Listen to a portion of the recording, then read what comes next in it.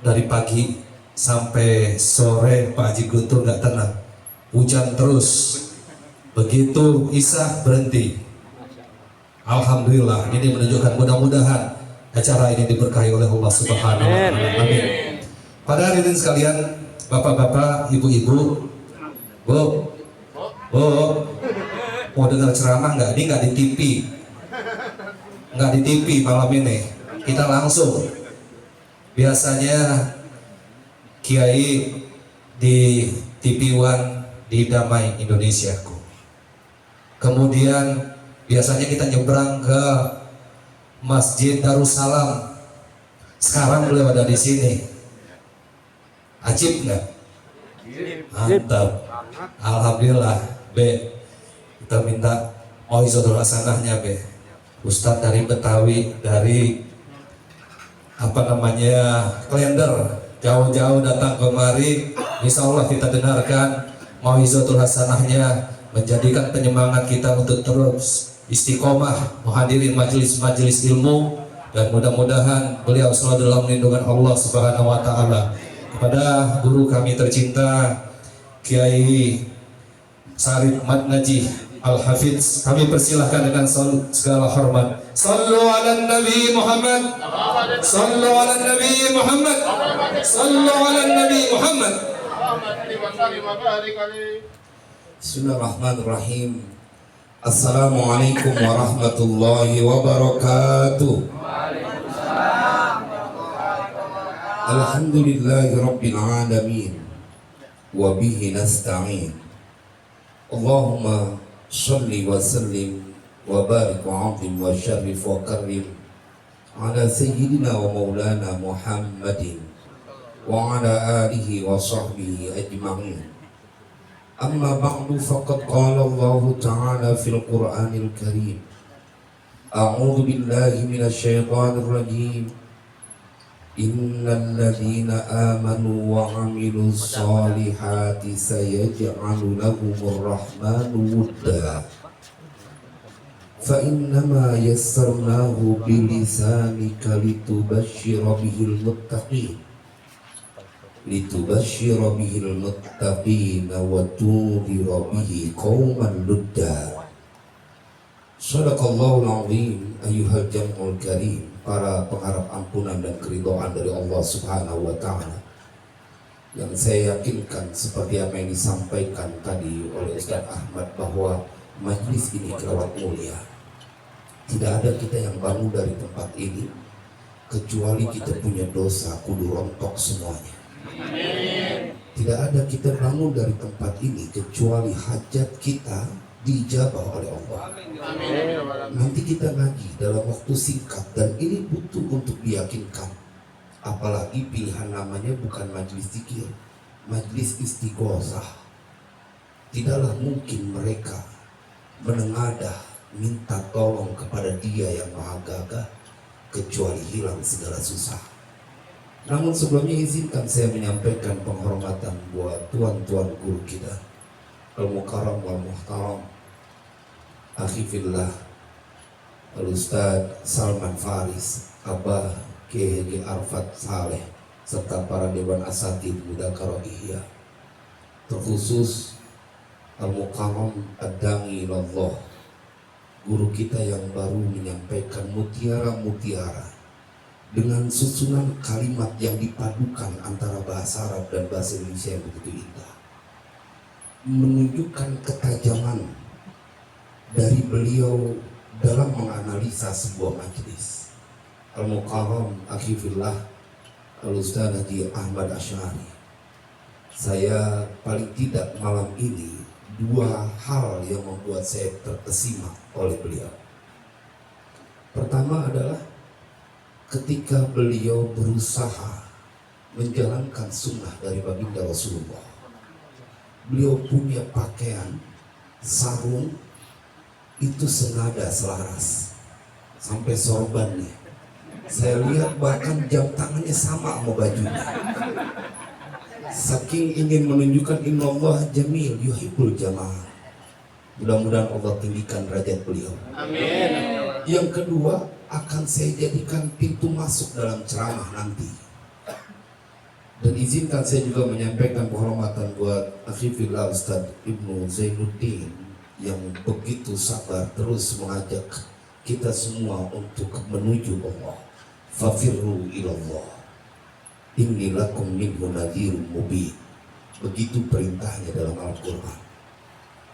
Terkhusus juga saya ingin menyampaikan penghormatan buat orang tua kita, senior saya. Kita manggilnya Baba karena memang beliau lama di Majelis Mudzakarah sebagai orang yang paling tua. Walaupun sekarang udah kalah karena ada peserta yang umuran 62 tahun. Baba Haji Guntur Aradea beserta keluarga yang alhamdulillah beliau tidak pernah puas untuk membahagiakan kedua orang tua. Semoga nanti anak keturunannya juga akan berlaku sama untuk beliau. Amin.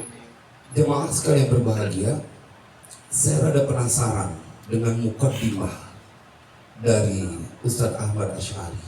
Tidak lazim dan terkesan menyalahi susunan, tetapi beliau dari awal ingin mengajak kita masuk ke dalam wilayah keyakinan.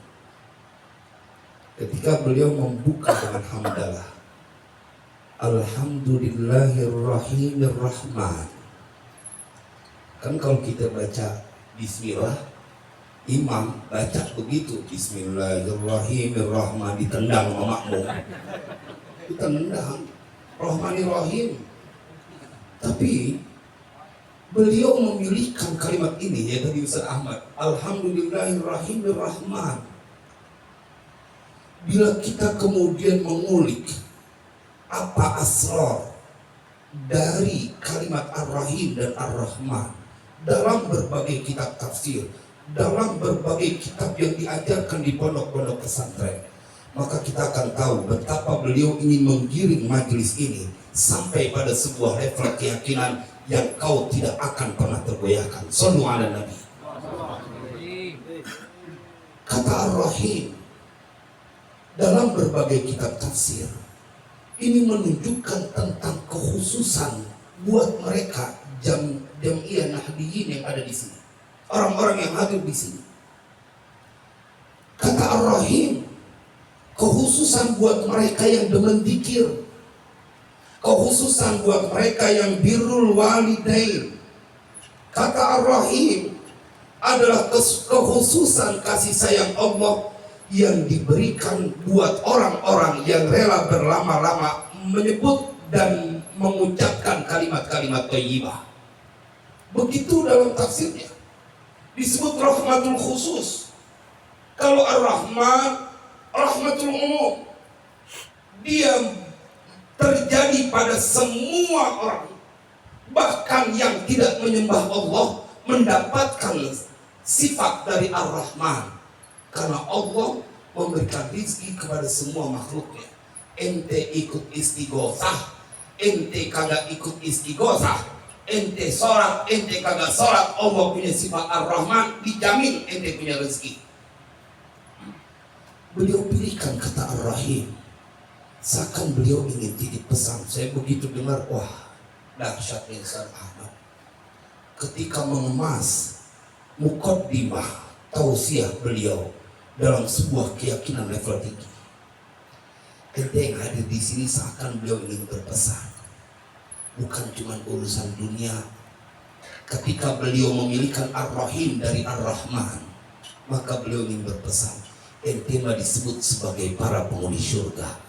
Sekarang ada di Taman Tauhid, tetapi pada waktunya kapanpun itu kehidupan dunia berakhir, tempat yang paling pantas adalah surga. Begitu pilihan Ar-Rahim. Karena memang di Al-Quran ada sebuah kisah yang ini diceritakan oleh Allah. Baba, potret Baba sebagai tuan rumah, atau potret Ustadz Ibnu yang kemudian berikhtiar menghadirkan kumandang istighosah di tempat ini, adalah sesuatu yang mirip-mirip dengan apa yang Allah ceritakan di dalam Al-Quran surat Ghafir.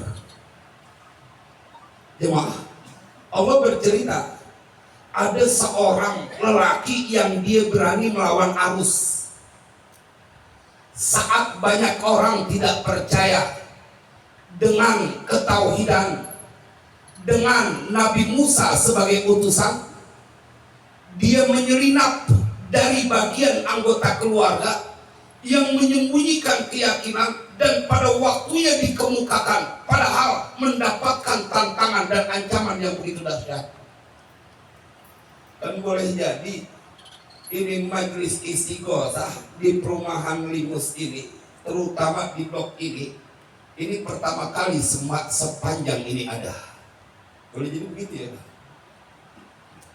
Karena kebanyakan orang kalau urusan akhirat pas-pasan, giliran dunia dia nggak mau berhenti untuk mengejarnya. Giliran buat arisan, buat urusan yang akhirat, buat istighosah, majelis zikir, mereka pikir bahwa mereka cukup, udah yang penting buat anak bini urusan dunia terpenuhi.